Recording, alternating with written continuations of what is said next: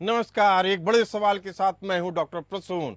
सवाल है कि क्या भारत के chief justice of India D Y Chandrachud उस वामपंथी इकोसिस्टम को एक्सपोज कर दिए हैं जो कभी अपने गढ़े नैरेटिव के दम पर लोकतंत्र के स्तंभों पर मनमाने फैसले कराने का दम भरता था। क्योंकि चंद दिन पहले भारत के प्रधान न्यायाधीश डीवाई चंद्रचूड़ ने बताया कि न्यायपालिका की असल आज़ादी का मतलब सिर्फ सरकार के दखल से ही नहीं बल्कि उन लोगों से भी है जो सोशल मीडिया या इलेक्ट्रॉनिक मीडिया के सहारे अपने नैरेटिव के अनुसार निर्णय न्यायपालिका से चाहते हैं। चीफ जस्टिस चंद्रचूड़ ने यह भी साफ कर दिया कि किसी भी जज के नेता के साथ दिखने से यह नहीं साबित होता कि उनके अंदर कुछ डील हुई है और यह भी नहीं होता है कि वह आपस में मिले हुए हैं। चीफ जस्टिस चंद्रचूड़ ने यह सारी बातें अपने रिटायरमेंट के कुछ दिन पहले अंग्रेजी अखबार इंडियन एक्सप्रेस के एक कार्यक्रम में कही। डीवाई चंद्रचूड़ ने देशद्रोह के आरोपी और भारत को खंडित करने का बयान देने वाले उमर खालिद को बेल नहीं मिलने पर भी उठने वाले सवालों का जवाब दिया।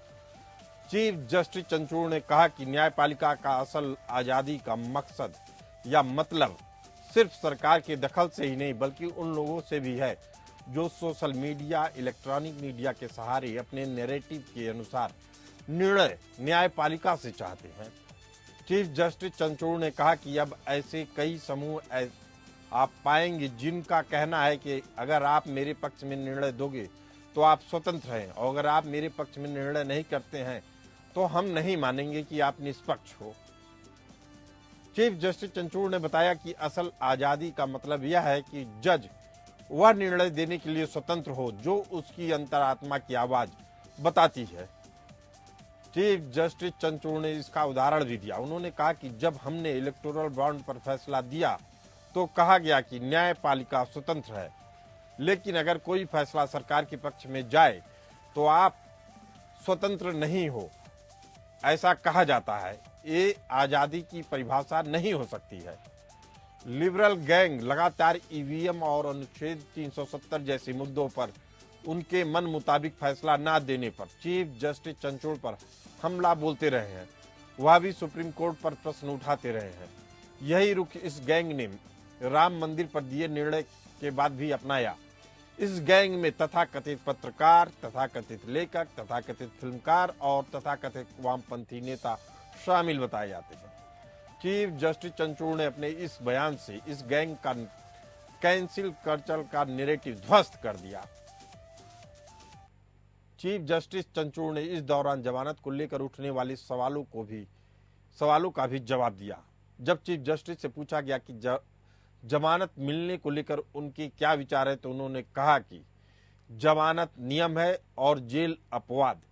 इसका निचली अदालतें पूरी तरीके से पालन नहीं कर रही हैं।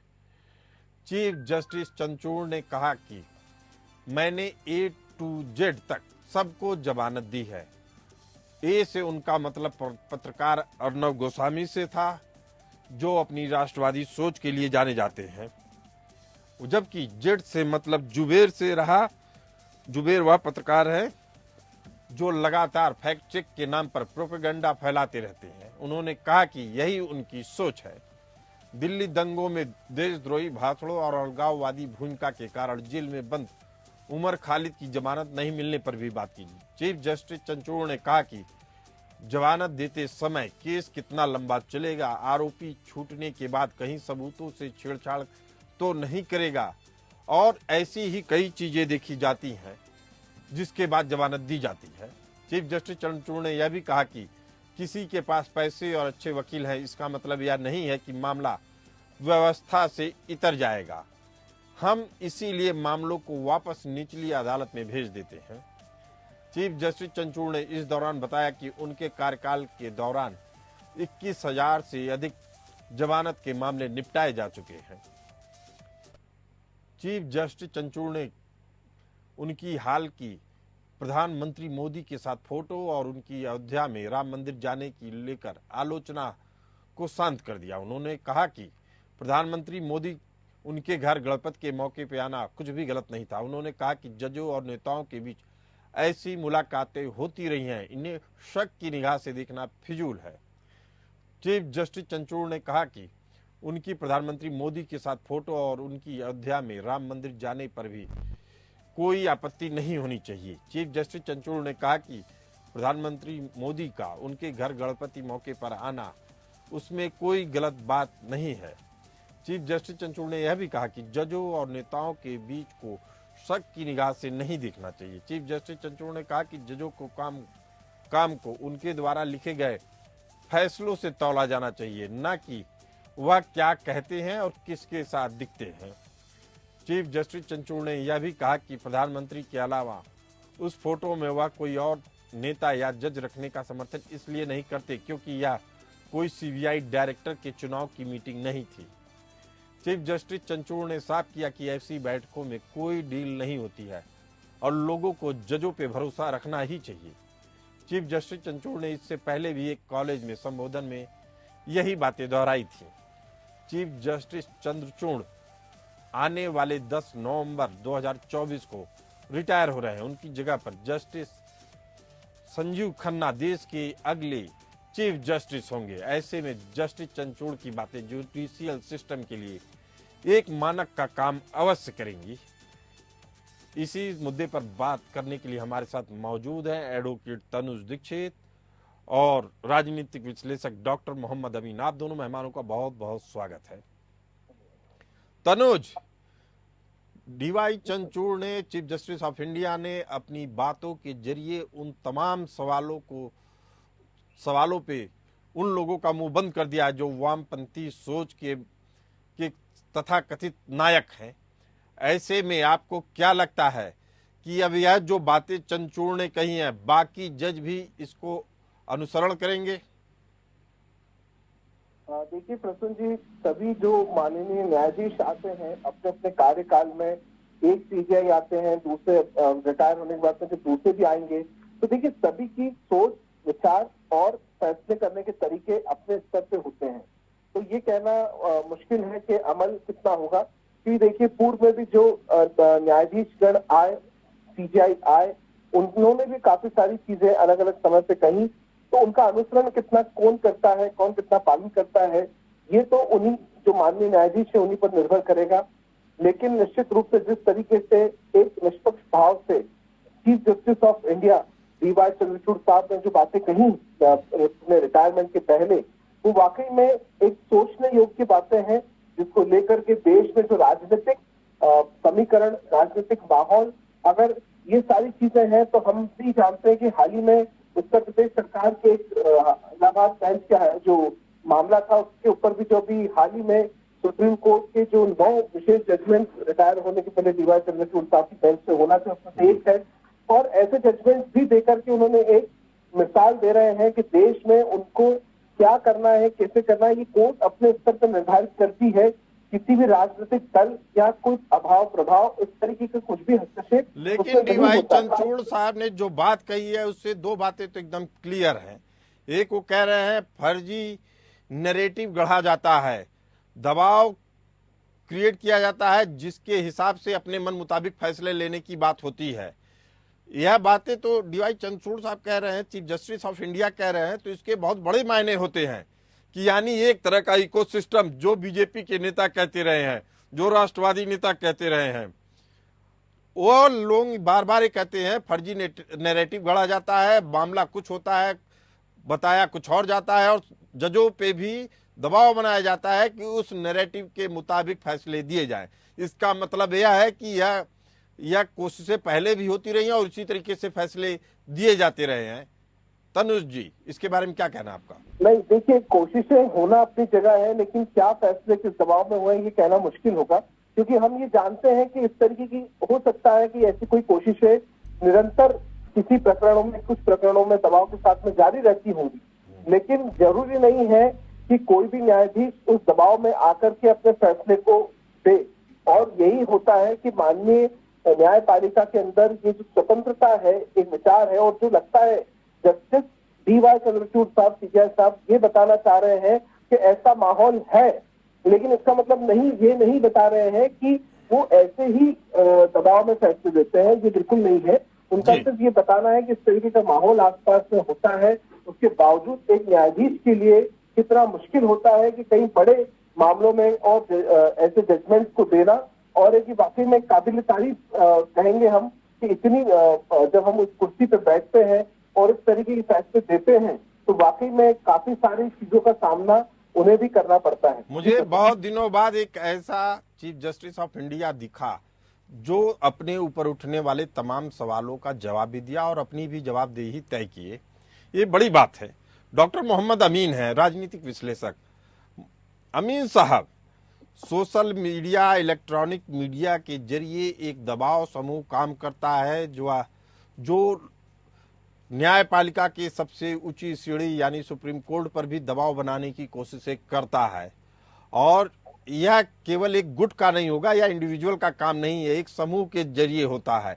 यह बात डीवाई चंद्रचूड़ साहब की बात से एकदम साफ है। आपको लगता है कि ऐसे इकोसिस्टम पहले से ही मौजूद रहे हैं जो दबाव डाल के फैसले करवाते हैं? मोहम्मद अमीन साहब, देखिए, कोई नई बात नहीं है, लेकिन हाँ, जहाँ तक सवाल है, पहले ऐसे चीफ जस्टिस है जैसा आपने कहा प्रसन्न जी कि जो चंद्रचूड़ साहब, उन्होंने बिल्कुल हमेशा हर बात को बिल्कुल सफाई के साथ रखा है, शीशे की तरह रखा है। यानी शीशे के इस पार उस पार आप देख सकते हैं, और उन्होंने अपनी बात को, पूरी बात को सफाई कर दी।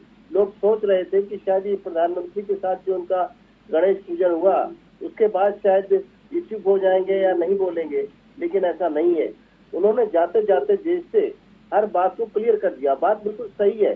ये जैसा इन्होंने कहा है कि दबाव बनाया जाता है, मैं इस बात से बिल्कुल एग्री करता हूँ कि दबाव बिल्कुल बनाया जाता है। लोग चाहते हैं कि हमारे दबाव में न्यायाधीश अपने फैसले दें, लेकिन ये छोटे जिला स्तर पे और छोटे छोटी तहसील स्तर पे तो ये ध्यान किया जा सकता है कि वहाँ पे जो जजेस हैं वो किसी न किसी तरह से दबाव में आके करते हैं। लेकिन देखिए, उनके जो न्यायालय द्वारा दिए जाते हैं फैसले, वो आके हाई कोर्ट, फिर आके सुप्रीम कोर्ट में पलट दिए जाते हैं। यही कारण है। अभी आप देखिए, रिसेंटली जो मदरसा बोर्ड वाला मामला था, मदरसा बोर्ड को भी एक्ट को वो भी आया बीच में, और उसको भी किया इन्होंने। एक और मामला है जो प्रॉपर्टीज का, वो भी किया है। ऐसा नहीं है, इस मामले में इन्होंने कभी भी किसी का पक्ष नहीं लिया और देश के साथ न्याय किया है, और जो भी न्याय के लिए गया है मांगने, उसको न्याय मिला है। जिन्होंने खालिद की बात कही, तो उमर खालिद की बात बिल्कुल सही है कि जिस तरीके से इन्होंने नरेट किया कि अगर ये चीजें होती है बातें, तो हमें उसमें प्रॉब्लम आई है उसको जमानत देने में। लेकिन इन्होंने जो 21,000 के आसपास जमानत दी है, उसमें भी जस्टिफाई किया है कि हमने क्यों जमानत दी है और किस तरह दी है। एक न्यायपालिका का अपना कर्तव्य है जो उन्होंने अच्छे तरीके से निभाया, ये बधाई के पात्र हैं। चलिए ठीक है मोहम्मद अमीन साहब, लेकिन फिर उन्होंने एक बात और कही कि अपने नैरेटिव के अनुसार फैसले चाहते हैं न्यायपालिका से ऐसे लोग। इसमें उन्होंने अपरोक्ष रूप से उन सीनियर एडवोकेट्स को भी शामिल कर लिया, उन बड़े वकीलों को भी शामिल कर लिया जो एक तरीके का, जिनके बारे में भाजपा के नेता भी आरोप लगाते हैं कि यह गिरोह चलाते हैं और देश को तोड़ने वालों के साथ ये अक्सर दिखते हैं। ऐसे में क्या इन लोगों को चंद्रचूड़ एक्सपोज करना चाह रहे थे अपने बयान के जरिए? हाँ, इसमें कोई बात दो राय नहीं है। उन्होंने जो जिस तरह कहा है पर्दे में डाल के, लेकिन कैसा रूप दिया है, ऐसा नहीं भिगो भिगो के मारना। तो इसी तरह से उन्होंने जो बात कही है बिल्कुल क्लियर तो नहीं की उनके ऊपर डाल के, लेकिन जो बात सही कही है कि वो कुछ ऐसे तत्व हैं जो सुप्रीम कोर्ट के अंदर भी वकील के तौर पे हैं, जो प्रेशर देते हैं और चाहते हैं कि हम उनको अपने तरीके से न्यायाधीशों को ढालने की कोशिश करते हैं। लेकिन अच्छे न्यायाधीश जो सुप्रीम कोर्ट पे आते हैं, चीफ जस्टिस बनते हैं, उनको अंदर ऐसी कोई भी धारणा नहीं होती। वो सिर्फ लास्ट पोस्ट है। अब हिंदुस्तान को अगर वो नहीं देंगे अपनी बातें, तो किसको देंगे? समाज को देंगे, और ये इतिहास बनती है बातें, इसलिए उनको दबाना बड़ा मुश्किल होता है। चलिए मोहम्मद अमीन साहब, आप तो दिल्ली के लुटियंस जोन में रहे हुए हैं, काफी राजनीतिक नेताओं को जानते हैं। ऐसा लगता है, मैं भी तमाम मीटिंग्स में शामिल रहा, लगता है कि कहीं न कहीं संपादकों का, बड़े संपादकों का, बड़े नेताओं का, बड़े वकीलों का एक तरीके का सिंडिकेट चलता है। जैसा बीजेपी के बड़े नेता भी कहते रहे हैं, कांग्रेस के भी कुछ नेता कहते रहे हैं कि ये सिंडिकेट अपने हिसाब से चीजें या फैसले करवाता है, उसमें कई बार प्रधानमंत्री भी कुछ नहीं कर पाते हैं। ये बयान ऐसे आ चुके हैं। यह कितनी खतरनाक बात रही है और क्या अब इस चीज पे काबू पा लिया गया है मोहम्मद अमीन साहब? नहीं, मैं तो ये कह सकता हूँ कि चंद्रचूड़ साहब ने जो है अपने रिजीम में तो करके दिखा दिया, लेकिन नहीं, कुछ लोग हैं जो उन्होंने सुप्रीम कोर्ट को घेर रखा है और उनका दावा है कि वो अपने हिसाब से फैसले कराते हैं, जैसा चाहेंगे कराएंगे। लेकिन ये देखने वाली बात है कि किस तरह से क्या और कैसे होता है। ऐसा नहीं है इसमें मामले में, आपकी बात में 100% दम है, क्योंकि कुछ लोग हैं सिंडिकेट जिसको बात कह रहे हैं, और उसके जो एलिमेंट्स हैं, जिस तरह आपने कहा बड़े बड़े पत्रकार, बड़े बड़े एडवोकेट, बड़े बड़े और लोग, ये लोग तो इन बातों में रहते हैं और उनका दावा है कि हर केस को वो सुलझा देंगे। यानी सुप्रीम कोर्ट में जाने से पहले, हाई कोर्ट में जाने से पहले उनका दावा है कि हम इसको क्लियर करा देंगे, और वो ठेकेदारी लेते हैं। लेकिन कुछ जजेस हैं ईमानदार जो चलने नहीं देते, और कुछ जजेस जो है बात को इग्नोर कर देते हैं। इसी का नतीजा है कि वो हावी है। अदरवाइज तो मैं नहीं समझता हूँ कि सुप्रीम कोर्ट और हाई कोर्ट पर कोई हावी हो सकता है अगर जज चाहें तो। चलिए, आप बेहद अहम बात बता रहे हैं, और यही बात चंद्रचूड़ जी ने भी कही कि अगर मिलना किसी की बात सुनना अलग बात है, उसके मुताबिक फैसले देना अलग बात है। अगर आपको जज को समझना है तो उसके फैसलों को पढ़कर आप उसकी भावना को, उसकी विचारों को समझ सकते हैं, और वह समझ सकते हैं कि वह अपने कर्तव्य के प्रति कितनी निष्ठा रखता है। तनुज जी, लेकिन कहा जाता है कि आपको समाज में रहना है तो एक परसेप्शन भी क्रिएट करना होगा कि आप ईमानदार हैं। ये बड़ी बात नहीं है, ईमानदार दिखने भी चाहिए। तो क्या ऐसा कुछ माहौल बना है जिसमें आदमी के ऊपर ये सवाल खड़े हो रहे हैं कि आप ईमानदार तो हैं, ईमानदार दिख नहीं रहे हैं? तनुज जी।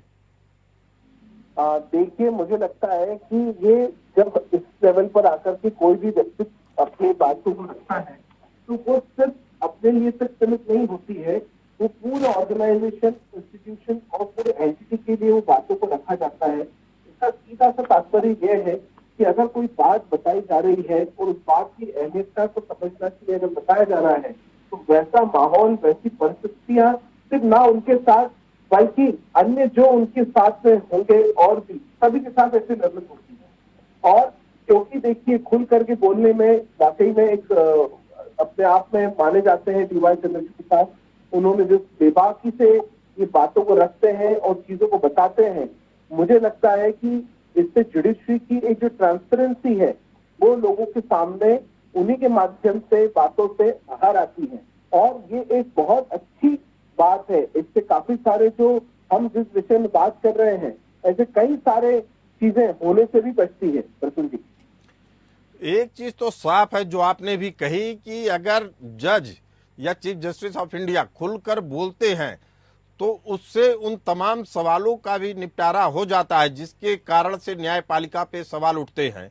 या इस तरह की सोच या इस तरह की चीज सफाई देने की पेशकश हमारे ख्याल से शायद पहली बार हो रहा है, या कुछ समय जब विवाद होता था जजों के बीच में तब ये बातें आती थी, कुछ जज कुछ बोल दिए। लेकिन क्या इसे नियमित प्रक्रिया का हिस्सा बनाया जा सकता है कि जहां जज अपनी बात रख सके? तनुज जी।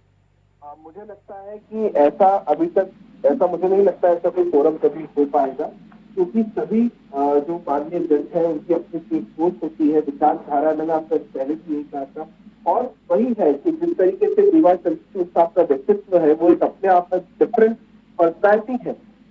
जरूरी नहीं कि सभी उस पर्सनैलिटी के हिसाब से ही एडॉर करें और उसी तरीके के बेबाकी के साथ अपनी बात मीडिया के सामने और लोगों तक पहुंचाने की कोशिश करें। मोहम्मद अमीन साहब, क्या अब वह दौर आ चुका है जिसमें न्यायपालिका के चीफ जस्टिस भी अपनी बात आकर लोगों के सामने रखें, भले से उनसे सवाल हो या ना हो, लेकिन सोशल मीडिया के जरिए तमाम सवाल बाजार में, मार्केट में घूमते रहते हैं, तो क्या उनके जवाब नहीं मिलने चाहिए भारतीय जनता को? मोहम्मद अमीन साहब, देखिए, इसी बात के लिए डिजिटल किया है उन्होंने कोर्ट को देखिए डिजिटल किया है, सब कुछ ऑनलाइन किया है। सबसे ज्यादा सबसे बड़ी बात जो की पहली बार चंद्रचूड़ साहब ने, वो बधाई के पात्र है इस मामले में कि उन्होंने हर चीज को, और मैंने हाई कोर्ट को भी कहा कि हर चीज डिजिटल होना चाहिए, ऑनलाइन होना चाहिए, जिससे लोगों का समय भी बचे और हर एक को पता होना चाहिए। यानी एक वकील बैठा हुआ कलकत्ता में, वो देख सकता है कि हाई कोर्ट मद्रास में उसके क्या डिसीजन हुए हैं किसी केस में, और वो देख सकता है फोन पे बात करने की जरूरत नहीं है, अपने ऑनलाइन जाएगा और केसेस को रीड कर लेगा, या किसी और स्टेट में क्या हुआ है या सुप्रीम कोर्ट की रूलिंग क्या आई है किस केस में, इस बात को ऑनलाइन देखने में पहले क्या होता था, लोग वकील जो थे बहुत इस बात से एग्री करेंगे हमारे प्रवक्ता अधिवक्ता साहब कि बड़ी बड़ी किताबें रखी जाती थी, रिकॉर्ड रखा जाता था, उनको छानबीन की जाती थी, लेकिन अब हर चीज जो है आज की डेट में ऑनलाइन है, टिप्स पर है। तो ये बहुत बड़ा एक बेनिफिट दिया है और उन्होंने इसके लिए पूरी कोशिश की है कि पूरा ऑनलाइन कर दिया जाए और जो भी सुविधाएं दी जाए, उन्होंने बहुत सी पार्किंग की सुविधाएं दी वकीलों को, और भी सुप्रीम कोर्ट के अंदर और भी चीजें दी हैं, पत्रकारों को दिया है एंट्री करने के लिए। तो ये समझदारी की बात की है इन्होंने पहली बार, और होना भी चाहिए, लेकिन इसमें और खुलापन आना चाहिए जी। और जहां माहौल बना, मोहम्मद अमीन साहब, एक बड़ा सवाल है जिसका जवाब मैं तनुज जी से लेना चाहूंगा। जिस तरीके से कहा गया कि हाई कोर्ट में तो स्थानीय भाषाओं का उपयोग होना चाहिए और जो फैसले होते हैं उसकी एक कॉपी स्थानीय भाषा में वादी को या प्रतिवादी को सौंपा जाना चाहिए, एक कितनी बड़ी पहल है और इसमें क्या पूरी तरीके से कामयाबी मिल पाई है या अभी भी या प्रोसेस में है? जी देखिए, माननीय उच्च न्यायालय के अंदर आप जो है इस तरीके से जो डॉक्यूमेंट होते हैं उसका ट्रांसलेटर के माध्यम से आप वो कॉपी प्राप्त कर सकते हैं, लेकिन फिर भी कोर्ट के माध्यम से अगर इंस्टेंटली इस तरीके की दो जो स्थानीय भाषा और इंग्लिश दोनों में अगर इस तरह की कॉपियां अवेलेबल होगी तो निश्चित रूप से आम जन के लिए, जिनका कानून के अंदर कोई हस्तक्षेप नहीं होता है, ऐसे लोगों के लिए वो ऑर्डर शायद बहुत आसानी से समझने योग्य होगा, जिससे वो कानून के बारे में उसकी महत्वता को और अच्छे तरीके से समझ सकेंगे, ऐसा मुझे भी लगता है। चलिए मोहम्मद अमीन साहब, अभी क्या लगता है आपको कि क्या भारतीय जो न्याय व्यवस्था है उसमें आम आदमी पूरी तरीके से इंसाफ पा रहा है या अभी भी बहुत खामियां हैं? देखिए, सोचने में कुछ भी सोचा जा सकता है, कहने को कुछ भी कहा जा सकता है, लेकिन मैं इस नतीजे पे पहुंचा हूँ। चंद्रचूड़ साहब ने जो बहुत कुछ चीजें क्लियर की हैं, और मैं समझता हूँ कि जजेस ईश्वर का ध्यान करते हुए, ईश्वर को सामने रखते हुए सही तरह से अपने जजमेंट देते हैं। उसमें किसको अच्छा लगता है, किसी को तो अच्छा लगेगा, किसी को बुरा लगेगा, लेकिन उनका जो जजमेंट है वो न्याय प्रिय है और न्याय के साथ होता है और हर एक को उनका मानना चाहिए। ये सुप्रीम कोर्ट सर्वोपरि है, सर्वोपरि है। चलिए, आप सभी ने अपनी राय रखी, इसके लिए आप लोगों का बहुत बहुत धन्यवाद। आप सभी मेहमानों का डिबेट में हिस्सा बनने के लिए भी धन्यवाद। हमें दीजिए इजाजत, बने रहिए एपीएन न्यूज के साथ।